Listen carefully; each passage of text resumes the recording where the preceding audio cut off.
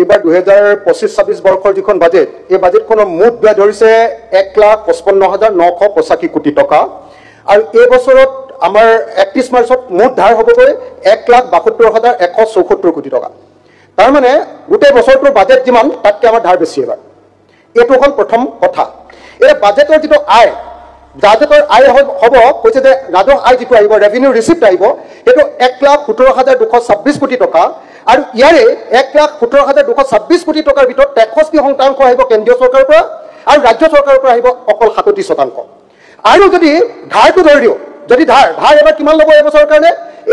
কাৰণে নতুনকৈ আকৌ ধাৰ ল'ব 36,185 কোটি টকা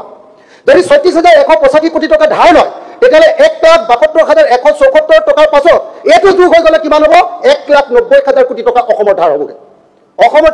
1,90,000 বেছি হ'ব 2 লাখ কোটি টকাতকৈ কেইটামান টকা বেছি ধাৰ হ'বগৈ গতিকে এই মুহূৰ্তত মই এটা কথা আপোনালোকক জনাব খুজিছোঁ যে ৰাজ্য চৰকাৰৰ অংশ এই বাজেটত যিটো ধন তাৰ ৰাজ্য চৰকাৰৰ অংশ হ'ল 27.78%, কেন্দ্ৰৰ অংশ হ'ল 47.64% আৰু ঋণৰ অংশ হ'ল 23.28%। এইটোৱে হ'ল অসমৰ বাজেটৰ প্ৰকৃত তথ্য।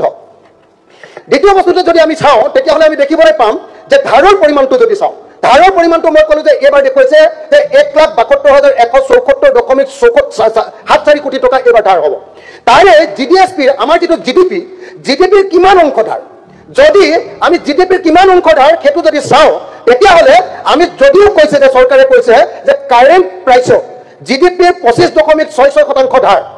কিন্তু কনষ্টেণ্ট প্ৰাইচত যদি চাওঁ তেতিয়াহ'লে 51.49% ধাৰ অৰ্থাৎ জিডিপিৰ আধাই ধাৰ আমাৰ গোটেই বছৰটোৰ যিমান জিডিপি হ'ব বা জিএছডিপি হ'ব তাৰ আধাই আমাৰ ধাৰ এই মুহূৰ্তত। সেইকাৰণে আমি যদি ধাৰৰ সংখ্যাটো চাওঁ তেতিয়াহ'লে দেখা যায় যে স্বাধীনতাৰ পৰা তৰুণ গগৈ চৰকাৰলৈকে ধাৰ আছিলে 41,964 কোটি টকা, সৰ্বানন্দ সোণোৱালৰ কাৰ্যকালত ধাৰ আছিলে 5 বছৰত 47,745 কোটি টকা আৰু হিমন্ত বিশ্ব শৰ্মা চৰকাৰৰ দিনত ধাৰ হ'লগৈ এতিয়ালৈকে 4 বছৰ ধাৰ হ'লগৈ 82,446 কোটি টকা। সৰ্বানন্দ সোণোৱালৰ কাৰ্যকালতকৈ দুগুণ আৰু এতিয়া যেতিয়া 37,000 কোটি টকা আকৌ ল'ব তেতিয়াহ'লে 2026 চনৰ 31 মাৰ্চত আমাৰ সকল হিমন্ত বিশ্ব শৰ্মা চৰকাৰৰ দিনত ধাৰ হ'বগৈ 1,18,650 কোটি টকা